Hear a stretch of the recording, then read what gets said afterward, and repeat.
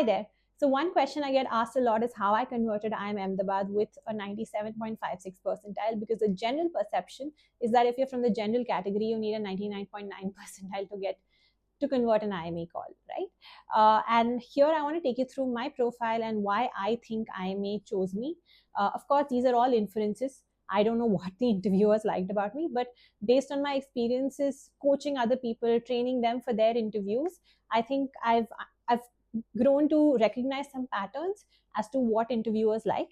And hopefully, by sharing my experience, I can also tell you what you can do to make your CV stand out.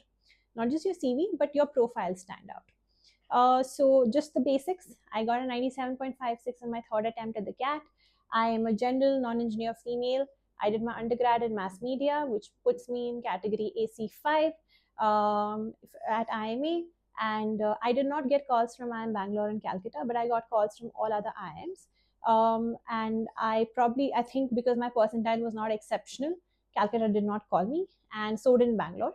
And I think with Bangalore, the other problem is they give a lot of weightage for people with WorkX. This is not to say freshers can't get in, but I think with my kind of a percentile, I could have probably gotten a call if I had more WorkX, but Calcutta was out of the question anyway. So that's the truth. I want to be transparent in this video. So that is one. And I had 20 months of WorkX, so that also gave me some points. Of course, female worked in my favor. But I think so that was enough for me to get the call. But how I converted it was a factor of my extracurriculars and my attitude more than my profile. And I want to delve into that right now. So, in terms of extracurriculars, I think I've not done anything exceptional or earth shattering, but I've done some work which is very unique, and that helps my profile stand out. So, I am an author of 3 books that no one has read, they just exist on Amazon. But for whatever it is worth, I'm an author, published author of 3 books. I've done some work in the mental health space. I used to run a free community. I used to run a community with free support group sessions.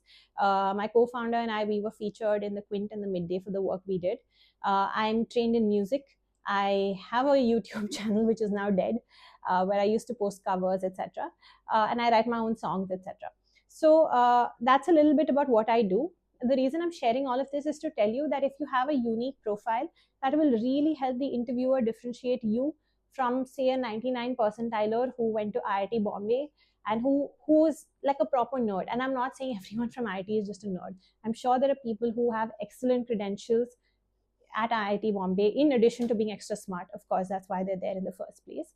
But the general perception is that it's like when you have a percentile which is not as exceptional, like mine, like 97.56 is not a lot. But I think what compensated and what worked in my favor was the fact that I had a very unique profile, right? So if your percentile is not that great, and if you're female non-engineer like me, then I'm saying definitely try to get a score on those brownie points with respect to your profile.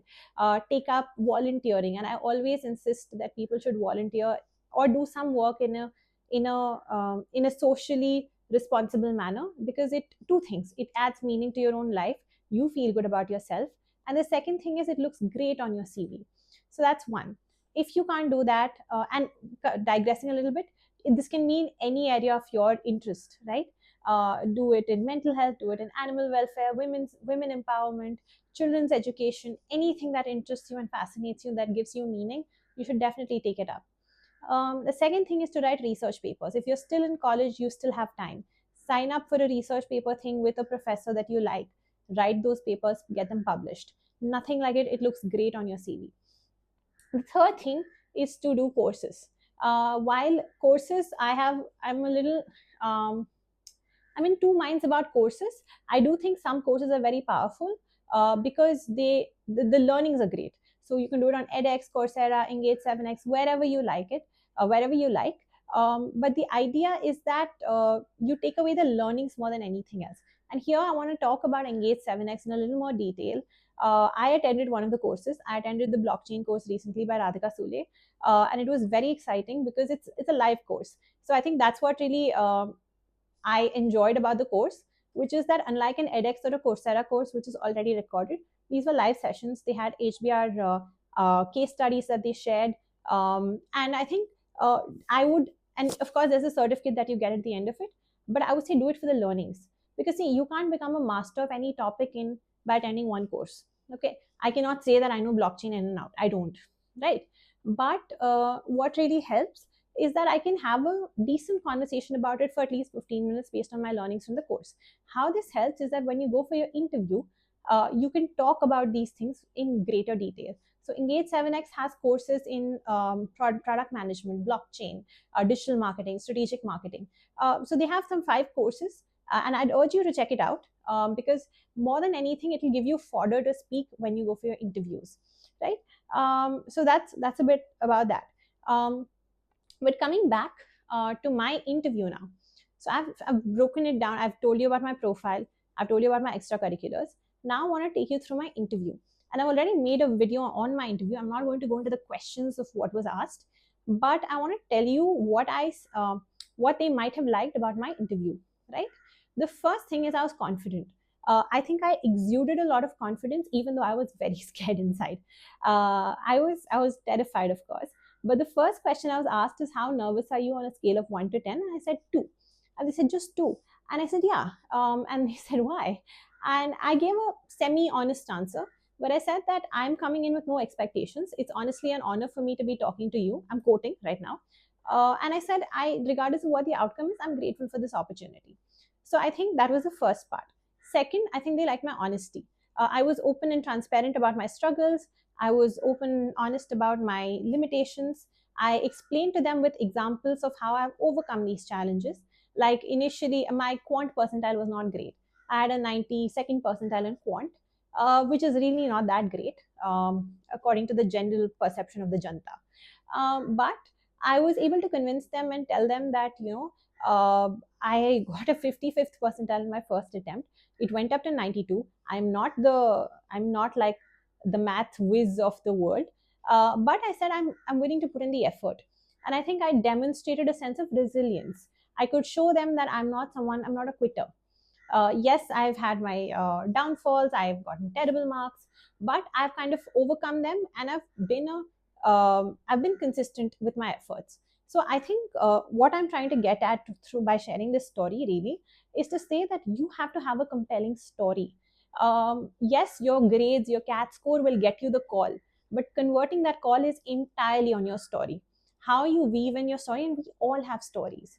We all have powerful themes in our lives, like moments of epiphany, which have changed the course of our life, right? And I know I sound a little dramatic right now, but we have all had our own share of battles that have shaped us into being the people we are.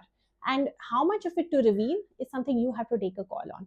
So how much you're comfortable sharing, how much is safe to be shared, because sometimes if you're too transparent about your struggles, it might work against you, right? So you need to titrate it. You need to figure out at what level is it a story of hope rather than a story of victimization. So you shouldn't be the victim in your story. You need to be the hero in your story that you're telling the interviewer. So those are my 2 cents, a few cents actually. But yeah, that's a little bit about my story, and I think these are the reasons I may kind of liked my interview. I got waitlisted at IIM Coricode. I converted the LSM program, but not the core program. I think the core program was waitlisted because I could not answer a few academic questions. They asked me some questions on Philip Kotler and the first chapter of his book, which I couldn't recall, even though I'd read it. So I got waitlisted. Then the second thing is my undergrad college is not an NIRF ranked college in the top 20. And the third thing is I did not do a professional degree, as they call it.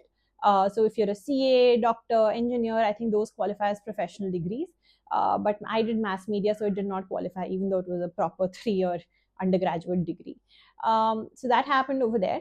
And IIM Lucknow also got waitlisted. I don't know if it moved, but I don't know what happened in that interview, honestly. I had a few answers where I could have done better. Maybe those things did not work in my favor. But honestly, I did not get a single reject.